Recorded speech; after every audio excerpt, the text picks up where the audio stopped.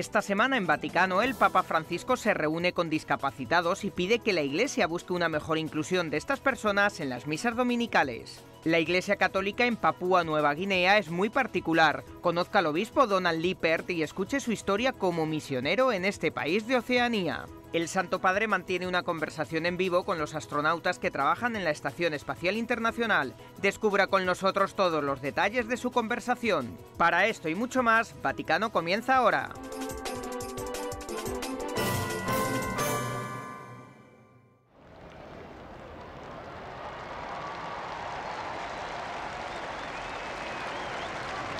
Antes de la oración del Ángelus, el domingo 29 de octubre, el Papa Francisco explicó el Evangelio del día. El pasaje de esta semana relata la historia de cómo los fariseos probaron a Jesús al preguntarle cuál de los mandamientos es el más importante. Jesús respondió: amar a Dios y al prójimo. La respuesta de Jesús es clara. Él no tiene duda alguna y responde: amarás al Señor tu Dios con todo tu corazón, con toda tu alma y con todo tu espíritu. Y agrega: amarás a tu prójimo como a ti mismo. Esta respuesta de Jesús nos recuerda que los 10 mandamientos comunicados directamente por Dios a Moisés eran la condición del pacto de alianza con el pueblo. Con esta respuesta, Jesús quiere hacer entender que sin el amor a Dios y al prójimo no existe verdadera fidelidad a esta alianza con el Señor.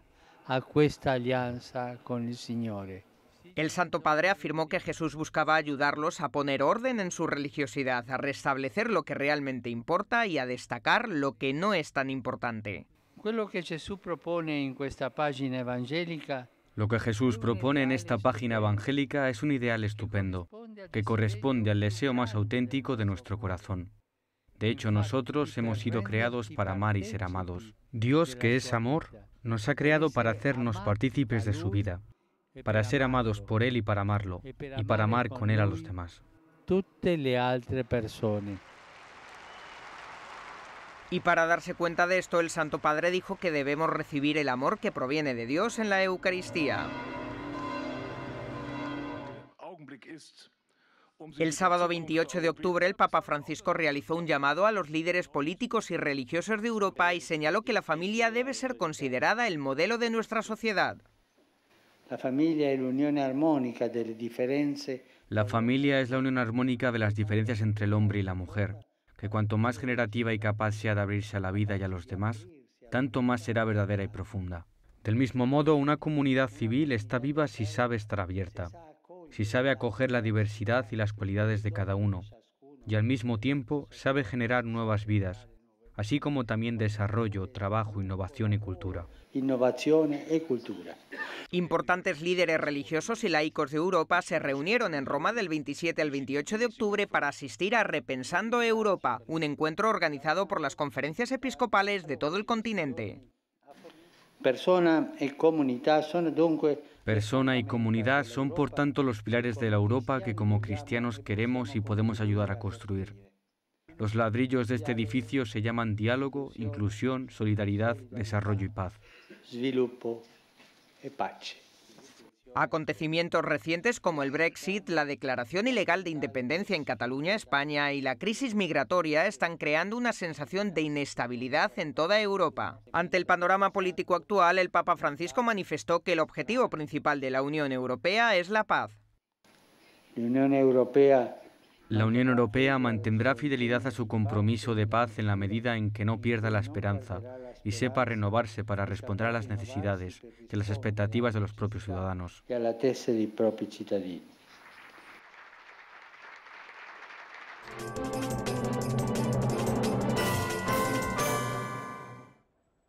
Un fraile capuchino estadounidense, el obispo Donald Lippert, desarrolla su ministerio en Papúa Nueva Guinea, uno de los lugares más remotos de la Tierra. Nos hemos reunido con él en Roma para hablar sobre la situación de la Iglesia Católica en este país de Oceanía. Bueno, como te puedes imaginar, es un lugar muy remoto. Las infraestructuras no son muy buenas, las carreteras son bastante malas y todavía nos enfrentamos a importantes desafíos respecto a algunas creencias del pasado a las que las personas todavía se aferran. Sin embargo, a medida que abrazan la fe católica, de hecho creo que esa es la parte más hermosa, creo que para ellos lo más útil puede ser la Iglesia, porque viven en una sociedad que es muy caótica e insegura. Por tanto, creo que la Iglesia les ofrece un lugar seguro para estar y realmente puede ayudarlos a superar algunos de los desafíos que pueden tener. Usted sabe que también tenemos nuestros retos, pero también poseemos una fe que nos da la fuerza necesaria para continuar.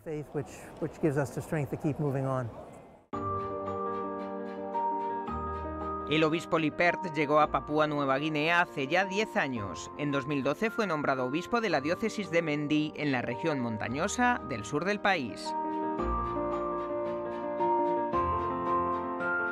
El prelado reconoce que al trabajar aquí está experimentando el verdadero sentimiento católico de la Iglesia. La gente local ha abrazado la fe como algo que no es extraño, sino verdaderamente suyo. Incluso la cruz que lleva en el pecho puede dar testimonio de ello. Esta es una cruz Tao. Tiene la forma de un Tao, una T que es un típico símbolo franciscano. Fue hecha por una de las personas locales para mí con un caparazón donde solía meter su dinero, el caparazón de quina. El cristianismo va en aumento. A día de hoy los católicos constituyen el 25% de toda la población.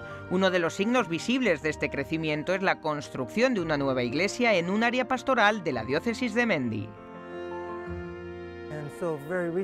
Hace muy poco se reunieron algunas personas y construyeron una hermosa iglesia en un lugar pequeño y recóndito, sin ayuda de las diócesis ni de las organizaciones. Me sorprendí cuando lo vi por primera vez.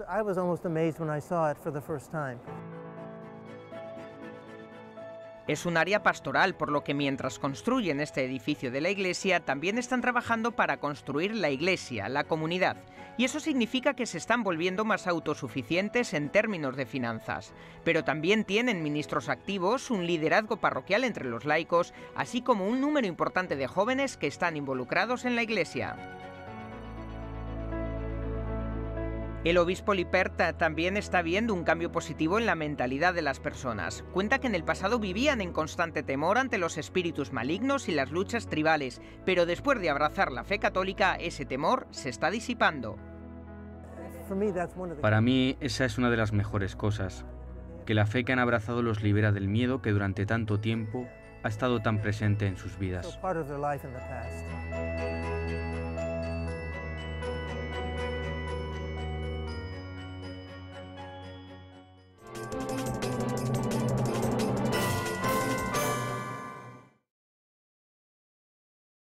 Nos encontramos en la Sala de Derechos Humanos y Alianza de Civilizaciones en la sede de la ONU en Ginebra. Aquí se reunió en octubre el Grupo de Trabajo Intergubernamental de Composición Abierta sobre las empresas transnacionales respecto a los derechos humanos. La Santa Sede expresó su preocupación de que las corporaciones internacionales creen una existencia intermedia para evadir la legislación nacional y elegir solo jurisdicciones que ofrezcan el mejor rendimiento en términos de ganancias. El beneficio no puede ser el único objetivo racional de la actividad empresarial. Cuando se descuidan los derechos humanos, se produce una exclusión sistemática de los vulnerables. Lo que se necesitan son normas más estrictas y leyes y regulaciones más sólidas para garantizar que quienes no se comportan de manera coherente con estas normas rindan cuentas. Este grupo de trabajo de composición abierta es una consulta informal de todos los Estados miembros de la ONU. El observador explica cómo es la Santa Sede y quizás pueda lograr que se elabore un tratado sobre el tema. La Santa Sede es consciente de que no existen soluciones fáciles para abordar los desafíos multifacéticos de las empresas y los derechos humanos, ni para proporcionar el remedio efectivo y la responsabilidad que las víctimas legítimamente buscan como una cuestión de urgencia. Hemos preguntado al primer secretario sobre la influencia de la Santa Sede en lo que respecta al contenido de documentos y tratados. Esto es parte de nuestras intervenciones. Esto podría ser parte de la negociación en un futuro. También la Santa Sede es muy respetada en esto, porque tratamos de defender los derechos humanos y también porque hay muchas ONGs y numerosos defensores que observan a la Santa Sede para tener en cuenta su opinión en este proceso.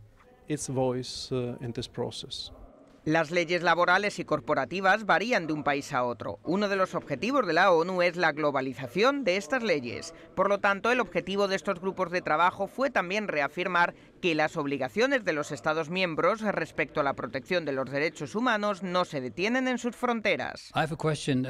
Tengo una pregunta sobre la intervención en sí misma. ¿Cómo funcionan las declaraciones? El nuncio escribe estas intervenciones y luego hace una llamada telefónica al Papa y el Papa escucha y dice que está bien. Técnicamente, ¿cómo funciona? No creo que el Papa tenga tiempo para seguir todos los discursos que hace el nuncio. Generalmente, cuando las delegaciones de la Santa Sede y el Foro Multilateral toman la palabra, siempre hay un texto que ha sido preparado por nuestra oficina o por el secretario de Estado en Roma, y que de todos modos ha recibido la aprobación de Roma. Podemos estar seguros de que cuando hacemos uso de la palabra, el secretario de Estado está detrás y ha aprobado nuestro texto. Sin embargo, la realidad muestra que las personas afectadas por abusos comerciales, especialmente en ciertas jurisdicciones, también tienden a usar el derecho privado, que necesita ser transformado para responder mejor a esos desafíos. En este sentido, podría ser crítico con que los delitos deben definirse con suficiente claridad en el tratado, y siempre bajo la condición de que la responsabilidad penal de la persona jurídica no excluye la responsabilidad penal individual y personal de los directores o gerentes de las compañías. ¿Cuánto tiempo se tarda realmente en el proceso de ratificar un documento y luego tratar de llevarlo a cabo? Bueno, para hacer que los 195 países, los miembros de las Naciones Unidas, estén de acuerdo en algo, no es realmente fácil y la situación puede cambiar. Uno quiere que todos estén de acuerdo, porque una convención internacional que no tiene el mayor número de países en el extranjero es inútil. Por lo tanto, podría necesitarse 4 o 5 años para llegar a algún tipo de borrador, que podría ser una base aceptable para iniciar la actividad de una conferencia. ¿Y la Santa Sede estuvo involucrada desde el principio? Nos inspiramos especialmente en Ecuador y Sudáfrica para estimular este proceso. Entonces estoy seguro de que te veremos en los próximos años aquí, en el mismo tipo de conferencia, con suerte con el proceso concluido, ¿verdad? Bueno, la Santa Sede ciertamente estará aquí. El nuncio apostólico de la ONU ya trabaja en su próxima intervención, pero la misión es siempre la misma: promover y proteger los derechos humanos y ser una voz para las víctimas de abusos, ya sean realizados por corporaciones internacionales, por estados o por cualquier persona.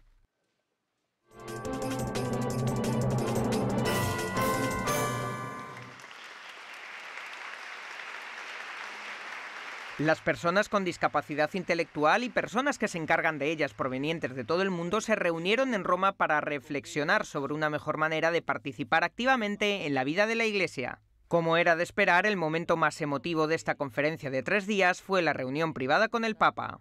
La crescita nella consapevolezza della dignità di ogni persona. El crecimiento en la conciencia de la dignidad de cada persona, especialmente de los más débiles, ha llevado a tomar posiciones valientes para garantizar la inclusión de aquellos que viven con diferentes formas de discapacidad, para que nadie se sienta extraño en su propio hogar. El Santo Padre afirmó que la Iglesia debería buscar incluir mejor a las personas con discapacidad durante las misas dominicales y que la comunidad debería trabajar para encontrar formas más adecuadas de enseñarles el catecismo. Joe Apicella y otros especialistas de Gran Bretaña han desarrollado una forma de enseñar la Biblia a través de la actuación. Estamos trabajando con grupos de adultos que tienen dificultades de aprendizaje y tratando de dar vida a algunas de las historias de la Biblia.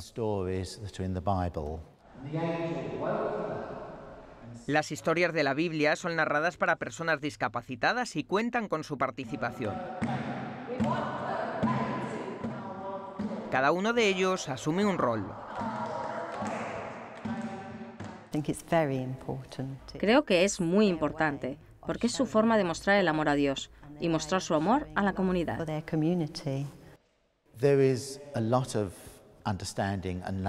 Hay mucho entendimiento respecto al amor y la inclusión que se les da en la Iglesia, pero hay todavía algunas personas que piensan que la Iglesia debe quedarse callada y no hacer nada al respecto. Y fue exactamente este problema sobre el que el Papa advirtió en su discurso. Afirmó que una visión narcisista o utilitaria de la vida está causando esta exclusión.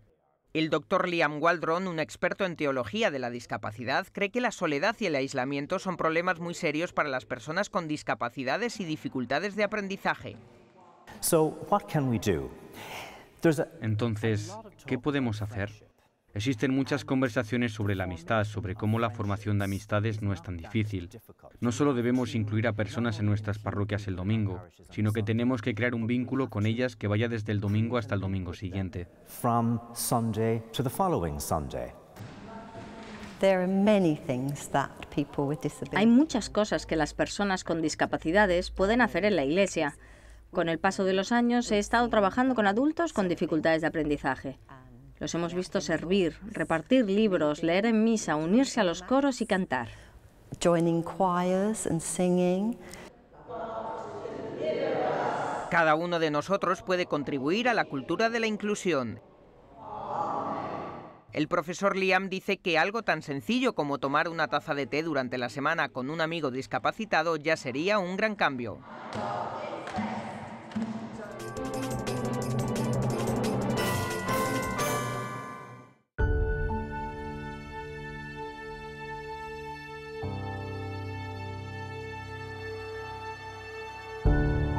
Los santos tienen historias realmente fascinantes. Algunos de ellos tuvieron el don de sanar personas o realizar milagros. Otros poseyeron una personalidad realmente extraordinaria.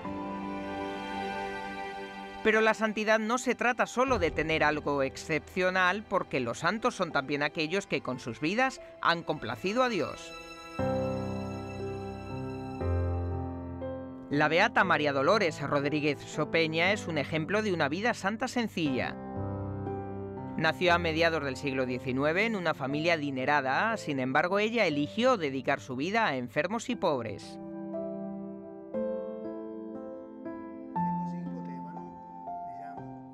Paolo Merenda, postulador de la causa de canonización de la bienaventurada Dolores, asegura que fue una figura significativa para la doctrina social católica y también para la figura de la mujer en la sociedad y la Iglesia. No olvidemos que estamos a finales del siglo XIX. Esto es varios años antes de que el Papa León XIII escribiera la Rerum Novarum, la encíclica que trata sobre el trabajo y el mundo de la nueva clase trabajadora. Podemos decir que muchos años antes de la publicación de la encíclica, Dolores estaba adelantada a su tiempo. Sus objetivos al crear casas sociales y todo lo que seguiría hasta su congregación religiosa llamada Hermanas de Instituto Catequético son los mismos que la encíclica del Papa propuso años más tarde. La beata Dolores tenía 52 años cuando encontró este nuevo instituto religioso. El instituto se estableció a finales del siglo XIX y en 1907 el Papa Pío X le dio su aprobación formal. Papa Pío X en persona aprueba el instituto. Ella fue la primera mujer en la historia de la Iglesia en recibir la aprobación de la constitución de un nuevo instituto por parte del mismo Papa. Esta santa decidió que los miembros de su congregación no usarían hábito para estar así más cerca de los que se consideraban anticlericales. Su instituto se convirtió en una de las primeras comunidades religiosas laicas. El Papa Juan Pablo II beatificó a Dolores el 23 de marzo de 2003. Durante la celebración señaló que los problemas de la emigración, las tensiones sociales o la globalización de nuestros días llevaron a la beata Dolores Sopeña a dedicar su vida a realizar obras de evangelización. Dolores era una donna piccola nel senso que Dolores era una mujer pequeña, en el sentido de que era bondadosa y sencilla, pero también muy decidida y fuerte. Amaba a los pobres, amaba a aquellos que habían sido expulsados de la sociedad. Ella les dio su vida. A dare la vita quelli che sono gli scartati. Hoy Dolores Sopeña es un ejemplo de santidad para miles de personas. Actualmente la familia Sopeña cuenta con 3 institutos fundados por ella misma y algunas organizaciones que siguen su carisma.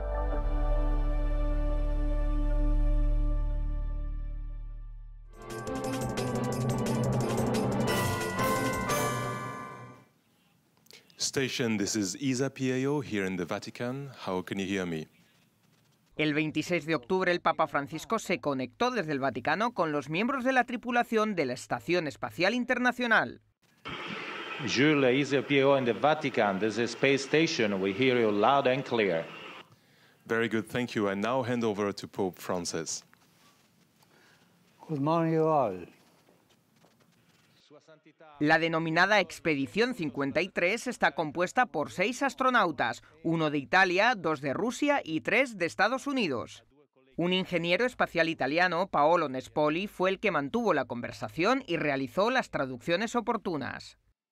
El Papa dirigió 5 preguntas a los astronautas sobre temas que van desde el lugar del hombre en el universo hasta sus deseos personales en la exploración del espacio. ¿Qué sentido tiene para vosotros llamar amor a la fuerza que mueve el universo? El cosmonauta ruso Sergei Razinsky, respondiendo a esta pregunta, dijo que la respuesta la encontró en el libro de Antoine Saint-Exupéry, El Principito.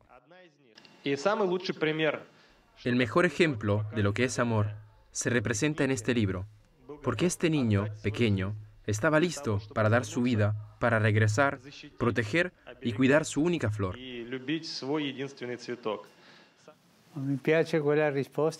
Me gusta esa respuesta. Es verdad, sin amor no es posible dar la propia vida por otros. Respecto a la pregunta sobre qué los motivó a convertirse en astronautas y si disfrutan estar en el espacio, el astronauta y comandante de la misión estadounidense Randolph Resnick explicó que se trata de mirar hacia afuera y ver la creación de Dios un poco desde su perspectiva. Vemos la paz y la serenidad de nuestro planeta, ya que va alrededor de 10 kilómetros por segundo. No hay fronteras, no hay conflictos, es simplemente pacífico. Y se ve esta delgadez de la atmósfera, y uno se da cuenta de cuán frágil es su existencia. La conexión de vídeo duró unos 20 minutos y enlazó el Vaticano con la Estación Espacial Internacional, que está a 220 millas de distancia. Signore benedica voi. Que el Señor bendiga vuestro trabajo y vuestras familias. Os aseguro que rezo por vosotros y por favor no olvidéis de rezar por mí. Gracias. Francisco se convirtió en el segundo pontífice en hablar en vivo a través de vídeo con los astronautas que orbitan alrededor de la Tierra. El primero fue Benedicto XVI en 2011.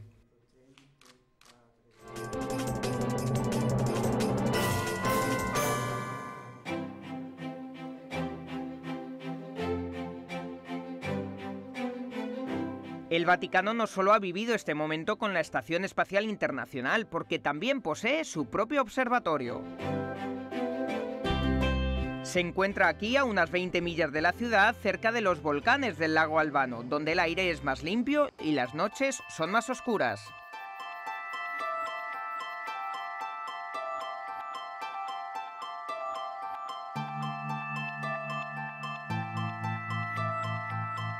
En este laboratorio trabaja el astrónomo del Papa, un hermano jesuita de nombre Guy Consolmagno. Desde el año 2015, este hermano es el director de este observatorio tan especial. ¿Pero la Iglesia está interesada en la astronomía? Hay una razón muy práctica por la cual la Iglesia tiene un astrónomo que comenzó hace 120 años, en 1891. El Papa León XIII buscaba la forma de mostrarle al mundo que la Iglesia apoyaba las ciencias. Desde ese momento, el grupo de científicos de todos los campos de la astronomía practica la fe y la ciencia a partes iguales. Así que mi propio campo es una ciencia planetaria. Estoy interesado en cómo se formaron los planetas hace 4.500 millones de años. Tenemos una colección de meteoritos aquí en el Vaticano, que fue donada por un noble maravilloso hace 100 años. Y tenemos sus propiedades físicas. Hemos reunido tablas de densidad y porosidad, propiedades magnéticas y propiedades térmicas, y el resto del mundo científico utiliza nuestros datos porque hemos logrado recopilarlos.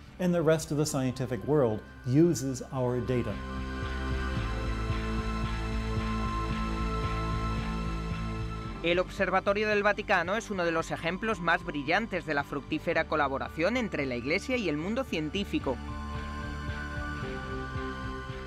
Aunque esta asociación para muchas personas puede parecer contradictoria. Aquí tienes a alguien que tiene un anillo MT y un color que me encanta usarlo juntos porque quita a la gente la idea de que de alguna manera la ciencia y la religión se oponen.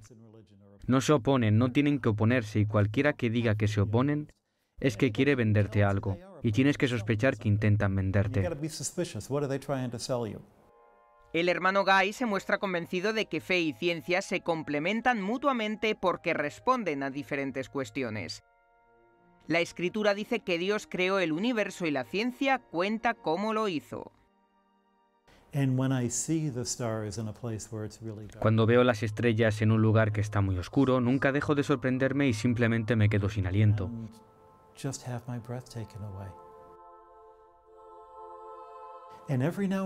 Entonces dejo de ver el cielo como una unión de puntos, lo que francamente todos pensamos de él, y de repente puedo darme cuenta de que Milky Way es un disco de estrellas y estoy en medio.